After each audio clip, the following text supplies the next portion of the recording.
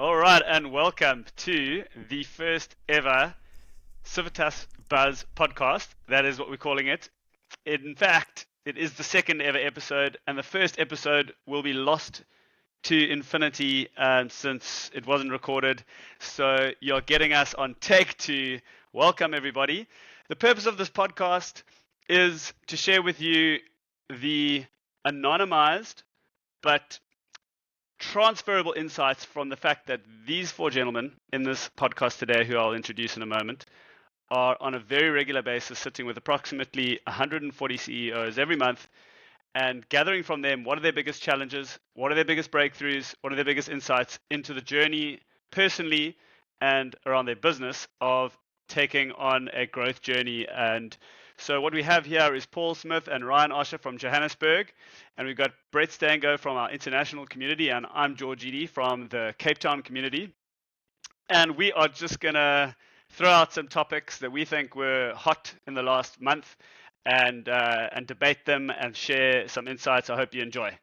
So first off, we have the most recent shockwave that's come through the South African and global context, which is the executive orders of Donald Trump affecting USAID grants into Africa at the least, and some businesses whose businesses depended on it. And I guess it brings up this whole topic of how do we orientate our businesses around shocks?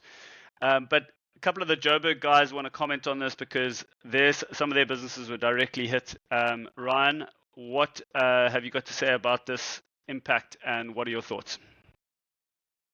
Yeah, it's I guess unexpected, and you don't really understand the impact until you start hearing it from those that are in the firing lines. And I recently had two interactions. The one was with a local entrepreneur who's very involved in the impact consulting space, and they essentially have all their contracts cancelled. The business has come to absolute stall, and they're unsure of the next steps, what's going to change, and have really had to put a pin in what they're doing. And the second instance was with a investor, funny enough, who's currently fundraising.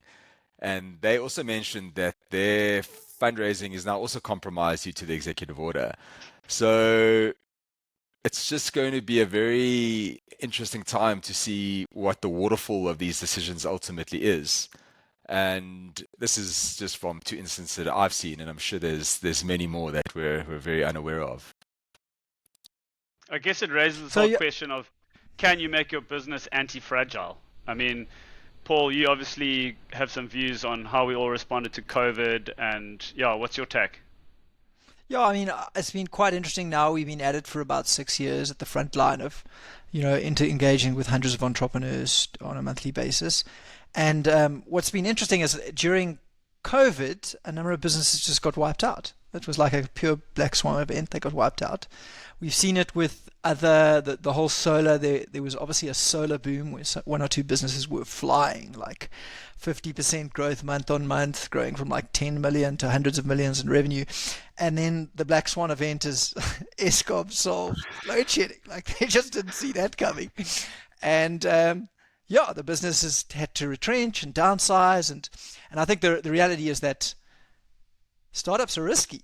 SMEs are risky. And I think there might be some industries, and I think if you look at what Buffett and Munger really did is they looked for like what are those industries where really have big moats and like not a lot's going to change. But I think, few and far between. I mean, it's hard. I think it goes well beyond startups and SMEs. The more a company depends on core products or specific context, the less anti-fragile theoretically they become. But also the more entrenched they become in that dependency. So how many large companies do you know that have got one core product? They've been thinking for years that they need to diversify or diversify their revenues, and they've just never found anything to replace that one core product. I mean, look at everything that Google's done. They've got nothing that comes close to search in terms of revenue replacement, and the advertising around search.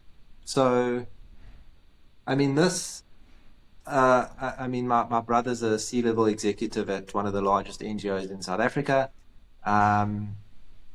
they got the letter. Basically, everybody's got 2 days. They're getting their last salary, and then 2,500 people will be without jobs.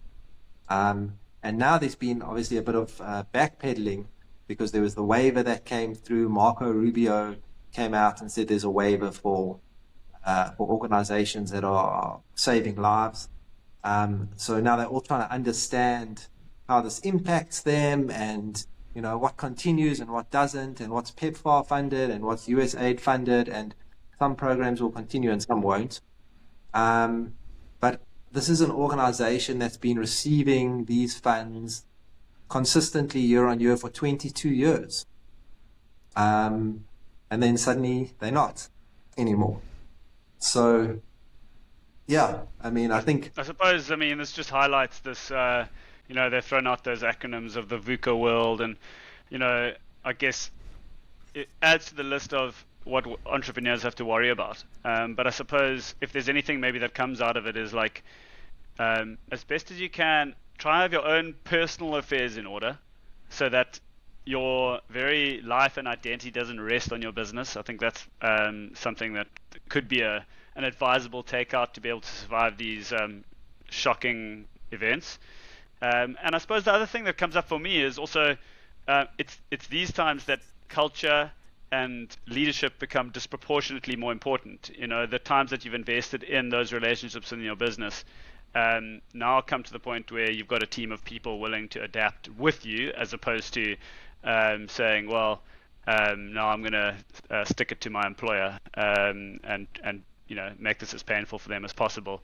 So that's a couple of things. And let's take it back to the macro, which is, these executive orders, big themes changing out of the US, and obviously everything happening in the US ripples out to the rest of the world.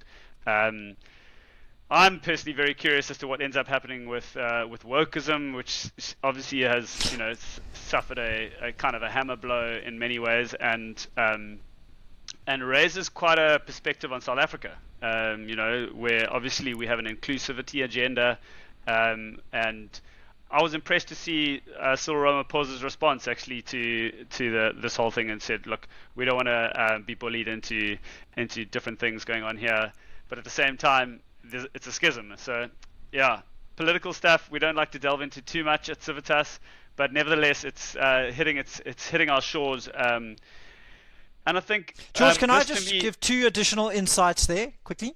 So the one is like, how do you protect against those things? We had a person, an M&A person, come and chat to the community a few years ago, and he spoke about how some founders false diversify, where what they'll do is they'll have 90% of their cash in their business, and then they'll have this portfolio which is 5 or 3 or 10% of their wealth, and they'll diversify that 3% and go, I'm diversified. And I think it was a bit of a sales tactic on his behalf, but the big thing there is that if all of your wealth isn't tied up in like a single business, like, I think it should be on the agenda to try diversify that, where not 100% of your wealth or 97% of your wealth or 95% of your wealth is going to go down if the business goes down with these like black swan events. And the other thought I think is a good one is that we've had some founders spend 5, 10, 15 years building a business. The business fails and their identity is completely wrapped up into the business. And I think what ends up happening there is there's that kind of like event is really earth-shattering for them. I think the solve for that is Scott Adams talks about you want to build a system. And he gives the story that as opposed to seeing yourself as, hey, I'm building a business, see yourself as a serial entrepreneur. And basically this is one of the plays as a serial entrepreneur. So you have that list of, these are the next businesses I'm going to start. Okay, that one didn't work out. Boom, on to the next one. So those are sort of two thoughts on like how do you prepare yourselves for those kind of black swan events. Alex Hormozi, like almost identifying more as an entrepreneur than as the owner of that particular business. Yeah, flat out. An entrepreneur goes through. Look, all the rage in the academic space at the moment is this David Teese type stuff around dynamic capability. And dynamic capabilities are all around building a business that has the ability to change and to be agile. Obviously, a lot of that is about being able to offboard old learning and onboard new learning very quickly. But I mean, we've got some great examples in Civitas, especially around Civitas. I mean, we had a business that we're all very familiar with. I think it's been very public, so it's fine. But I mean, the bottles, which was basically selling alcohol at the time that the COVID restrictions came in, pivoted and started doing a full range of e-commerce groceries. And that was a great example of a business that really just pivoted and really benefited from the situation. Yeah, Alex Omosi also speaks about just expecting uncertainty. Uncertainty is a constant. And I think COVID came as a big surprise to people, which you would have thought maybe would have changed a little bit of behavior there afterwards. But there's countless stories that we come across where there's this level of comfort that you can set into and things are going well. And you fail to look around, what could be around the corner, simply because of the current position. So it's a really interesting concept just to give some thought to around how you embrace the uncertainty, deal with what's in front of you, but know that it is likely to occur at some point in time. Well, that actually is a natural segue for me into, we had the privilege of having Mike Scott join us at a fireside event this last month. And one of the things that he did with his business that he recently exited to Yoko was that right from the get-go, they built a data room that they kept up to date so that they could always be ready for an investment or a buyout should that opportunity occur. And it kind of goes to have this mindset of like, firstly, think about your exit, and secondly, already start thinking about your business as something to be something that can be invested into, if it's for the purposes of a diversification, as you're saying, Paul, or as he said, come the day that Yoko showed an interest in them, they just immediately sent them a link to the data room, which obviously creates this sort of really positive image for the inevitable transaction that can flow down from that. So he had a few other things to share focused on services businesses, and we've had I think it's worth highlighting, just like the biggest thing that he highlighted was just like what they did was, in the end, got down to the idea that until you accept the fact that as a service business you're charging by the hour, you can package things, you can bundle products, you can do all sorts of things, but in the end it's by the hour. And his challenge to everyone was, what would you need to do in your business to charge double per hour than what you already are doing now? Because until you solve for that, and until you genuinely understand what customers are wanting from you and wanting differently from you at that new price point, you'll be stuck in the kind of wagon wheel of your current kind of like revenue profitability range. And he just mentioned a couple of other things with that. Like, number one is, when you're at the peak of your growth, that's when you're going to keep up the sales, because that is the point at which you can drive price. As only when you've got an oversubscription of demand on your supply can you genuinely sort of hand on heart say, listen, we're putting up our prices, we might lose some customers, but that's when it goes. So there was a couple of really epic things, and he came to us after an overnight flight from Oz, and he was totally jet lagged, yet he was still at 120% energy, so it was amazing to see. And a real friend of Civitas. Hopefully we'll have him on the show digitally or physically in the future. But any topics, guys, on pricing and positioning that you guys are seeing, how important that is, or things emerging in that space? So, George, I just want to jump in on sort of the end goal there. You spoke a little bit about preparing for an exit and how you got it quite slick. Just something that we've seen with some of the really good entrepreneurs in the network, which I don't think is as widely practiced as I think it should be, and that being the end goal of a business to be installing a CEO or management team as opposed to exiting. And there are a number of guys who, I think I'm jealous of a couple guys in the community who've built large businesses and managed to install great management teams and CEOs, and it's pretty cool. And I think that should just definitely be put on the list as an option to consider when sort of planning, okay, what's the end goal for my business?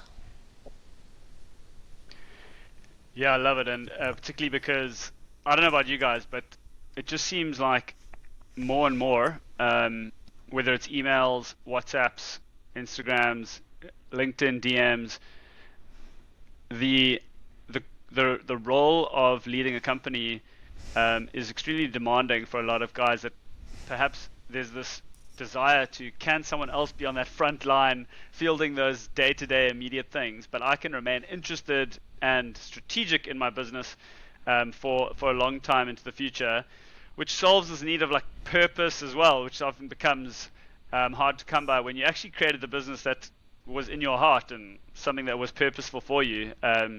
So yeah, we're definitely seeing that in the Cape Town example with a few chaps that are going through the process of succeeding their business to an up and coming CEO, or they've stepped onto the board as a chair rather than exiting. Probably has the double benefit of making your business more investable anyway. But yeah, thanks for raising that, Paul. That's very cool.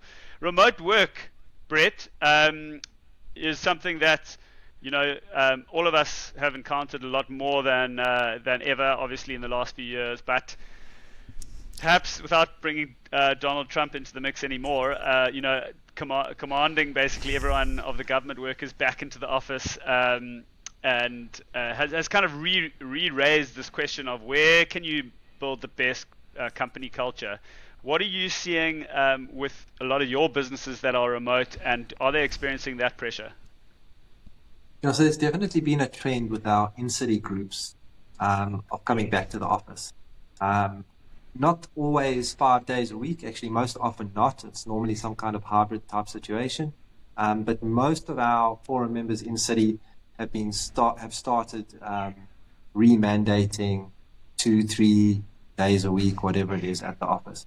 Obviously, I also run quite a few virtual groups, and as members of virtual groups by nature, they're often running businesses that are predominantly operating remotely. So I think the thinking has swung a little bit. I mean, after COVID, everybody was like, this is just a revelation. We should have all been remote the whole time. We don't need offices. There's a bit of a sort of backlash against that now. But there's also been a lot of really creative work around improving the culture for remote working groups. We've got some businesses in Civitas that specifically focus on that, actually build platforms for regular check-ins, just asking people questions around how they're doing, how they're feeling, checking the morale, as well as the sort of work performance type metrics. And then we've had guys in forums talking about a lot of the culture that they've tried to take from what they had in the office and export it to the remote culture. So they have lunches together. They even try to simulate some of the sort of party type, social type events that they had, and they've had a whole lot of sort of creative ideas around that. The one thing that I've seen come up a couple of times now is also these virtual office type platforms, like SoWork is one of them, where you can actually see the layout of the office, and people can walk around and sort of come to your desk the same as they would in the office, or meet at the water cooler the same as they would at the office. And people like that because they feel like they don't have to wait for an invitation. They can literally, you can see the person walking across the room coming to your desk, rather than they just pop up on a sort of Slack call and interrupting you. So there's something a little bit familiar around that, something that makes it feel a bit more like the office. And also, the same dynamics. You walk to someone's desk and they go, sorry, I'm busy, and you see the person walking back. I mean, it's kind of funny, but it's quite interesting how those interactions introduce a bit more of a sort of human feel to how people are working together virtually.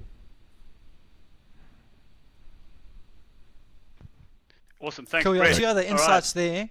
Oh, sorry. Yeah, go for it. Yeah, so I just think a couple of what we saw sort of in the big post-math of people returning to the office in COVID is that there was a bunch of businesses that moved remote and they basically thrived, and there were a bunch of businesses that moved remote and they just struggled.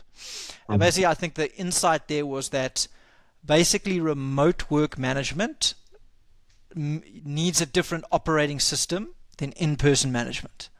And it was the CEOs who adapted how they managed and created new processes for management in the remote work that flourished.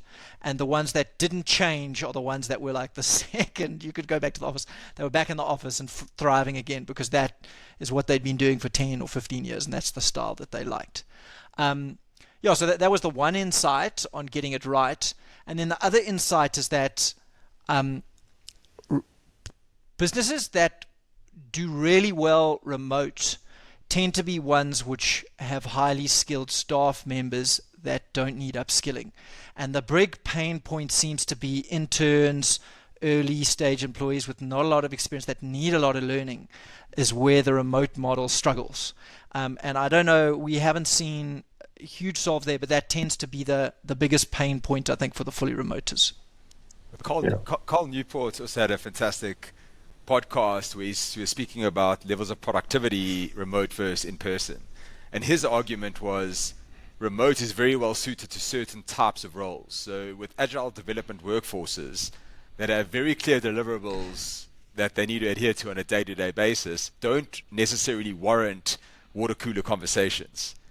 But in other types of industries where there is more inter-team communication, a 5-minute chat that could be done in person lands up turning into a 15, 20-minute meeting online. And the loss of productivity is quite significant. But I also feel there's a whole other aspect to this. And the one is, consistently you hear that the challenge of onboarding new team members virtually seems to be a lot tougher than it being in person. And the other is, I remember during COVID and the likes, pre us moving into an office, we were completely remote, and we used to have like a once a week in-person meeting. But the big question for me is like, what is the true depth of relationship that you can build with others remotely? And we have it all the time. We're meeting people remotely. You meet them at an event, and there's a completely different interaction as opposed to it being over a computer screen. And I just wonder. I know there's a lot of companies that have pulled remote off very successfully, but what is that level of depth of relationship that can ultimately help fulfill business objectives, given the nature of the relationships that can be built in person? I really can connect to that. I feel like a hunger to spend more time with you guys. Maybe that's part of what's inspiring this podcast as well, is almost just have this time to connect, to hear the things that aren't on the agenda so much, but that are just sort of really coming across our desk and spitballing a bit, which is awesome. Guys, let's talk a little bit about rest. I think we not too far away from December holiday, except that it could feel like it was very long time ago. I have particularly enjoyed trying to do things a little bit more slowly this year, which has been amazing. The one word that I'm like drawing on is Elon Musk's delete. Like how many things can you just delete from your life and just get really simple about things? Because the infiltration of social media and our mobile phones into, my consciousness, I'll speak for myself. I noticed in the holidays I could regather my own thoughts, my own desires about what I wanted to do with my life, and I've had to fight to retain that. It's only the 7th of February. We've got a ways to go, but I don't know about you guys. How are you managing rest and recovery? What are some of the insights that you're seeing from your CEO groups? So, George, we had an interesting conversation earlier today around what we see with some CEOs is that they join Civitas and they are very time poor. And there's a certain type of CEO that is kind of manic in the weeds of their business, stuck in ops, just working, and they haven't built a lot of structure and been able to get out of ops, and they almost have this like anxiety to keeping busy the whole time. And I think that is sort of a problem that we see a lot of CEOs have, that they aren't able to make the time for sort of the strategic stuff or the rest or the recovery, just because they are so stuck on that treadmill just going for it. And what's amazing to see is the contrast where you have those people who just don't have time for anything versus other people often building similar businesses or even bigger businesses, and they have lots of time because they've really managed to add a lot of structure to their business, be able to build a really good management layer, to actually delegate and elevate, where they've basically managed to get really good at handing things over and getting work done through other people. Where other CEOs are literally just the person that everyone in their company comes for everything, and hence they can never get out of the business to take an offsite, think strategically, and then actually just get a little bit of rest. So that was sort of one insight that we recently had. One of the interesting questions there would be how much of that is psychological for the founder. I can draw on a personal experience. I can draw on a personal experience where we go to Botswana for like 4 or 5 days on a boys' trip, and there's no signal, and there's always this like anxiety leading up to it. What's going to happen if 2 days in you realize that everything's going fine and you can actually allow yourself to rest. You don't know what's going on. So I think there is an element of like how much psychological work needs to be done to realize that things can continue. But what commonly comes up is people feeling like they go on holidays, they need to take their laptops with. They can't just spend time on a weekend without thinking about work. So they're actually struggling to mentally detach from work. And, burnout's a real thing, and it comes up as a very common topic too. And I think what are these prompts that one should be looking out for when there's a clear issue at hand that needs to be addressed, and ultimately how do they detach themselves to allow themselves to avoid such situations? Yeah, so I mean, like one of the annual sessions that we do on the CEO reviews is around prioritization. Paul runs it, and it always comes up every single year. Not just people being unable to sort of get away from work during their holidays, but just get out of the urgent stuff on a day-to-day basis. We always have CEOs coming to us and saying, and these are people that are running successful businesses already with 10 or 20 staff, and they still come and they say, my biggest problem is I just deal with urgent operational stuff all day. I have no time to do anything strategic. I have no time to review my business. And this is the classic sort of working in your business as opposed to on your business. I mean, we all know this is what the E-Myth and all these books were written about. But these books are still being written, and they, Dan Martell's How Do I Buy Back My Time is a more recent one. They all add something a little bit new to the mix. But they're all thinking about the same problem. And, he says, as an example, that, a lot of good CEOs are very busy running their business, often highly stressed, anxious, doing a lot of different things in their business. And the really great CEOs are the Richard Bransons, spending half their time on Nike Island and surfing and, entertaining people, because they've built businesses that don't rely on them. They're no longer the magic of their business. This is where, obviously we're trying to help CEOs get to. But yeah. On the topic of help. Very related, George, yeah. I think they're two very related issues. Being able to prioritize your time on a daily basis, and then being able to prioritize your downtime away from the business. Yeah, I mean, if I can offer something here, I read a book called 4,000 Weeks in the Holidays, by Oliver Burkeman.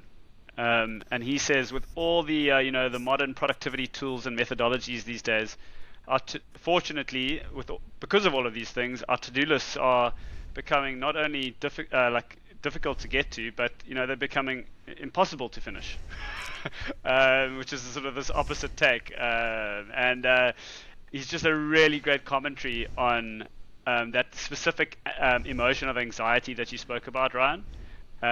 Because it's that anxiety that makes the psychological journey to increasing levels of detachment at a healthy level, to get above the business, to install the structures, etc.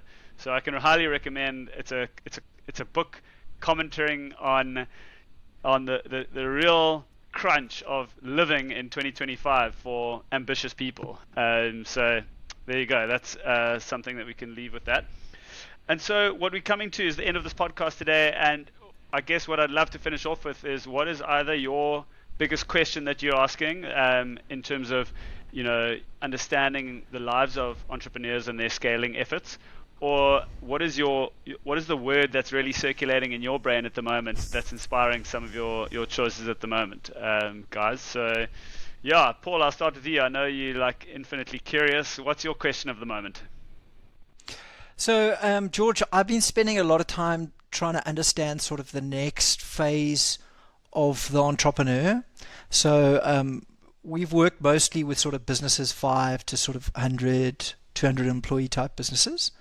And what ends up happening, I think, sort of when you do get out of the business and sort of it becomes, okay, what's phase 2 of the business, or am I going to start another one? And been spending a lot of time studying sort of capital allocation, delving a lot into Buffett and Andrew Wilkinson's stuff and a little bit of Munger's. So yeah, just sort of that's been kind of an interesting theme that I've been looking at, is like, how do we best support entrepreneurs for that phase 2 of their business? Awesome.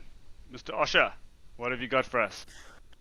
Honestly, I think we touched on it in the past topic, but this we can really change a lot of lives by giving people freedom to work on the things they want to be working and ultimately bring more enjoyment into their businesses as a result of giving them selection of time and prioritization within their companies. And really just trying to find what is that like 1, 2, 3, 4% change that could happen really, really quickly to give someone the taste of this is what it feels like, realize that aha moment and what more of it. I think there's a big behavior change aspect to it, but I think if you can do that at an early stage, at least in our context of the interaction with the founder, we're really strong believers that people will enjoy what they're doing and actually start working on things that they should be working on, which I think could then even allow them the opportunity to start thinking about the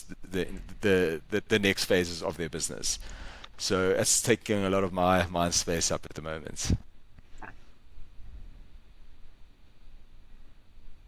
Yeah. Brett, hit us. Yeah, so a few things, but the one thing that I've been really interested in recently, and obviously there are lots of ways to run great businesses. There are lots of different types of businesses that do well, but the one niche that I've become particularly interested in, and we get asked a lot about, is service businesses that want to convert to product platform type businesses, and really helping people take their expertise and convert it into some kind of platform product, because obviously that's one way to really build scale out of a business, rather than adding heads and rather than continuously trading time for money, which is what most professional services businesses are doing, converting them into far more scalable technology product-based business.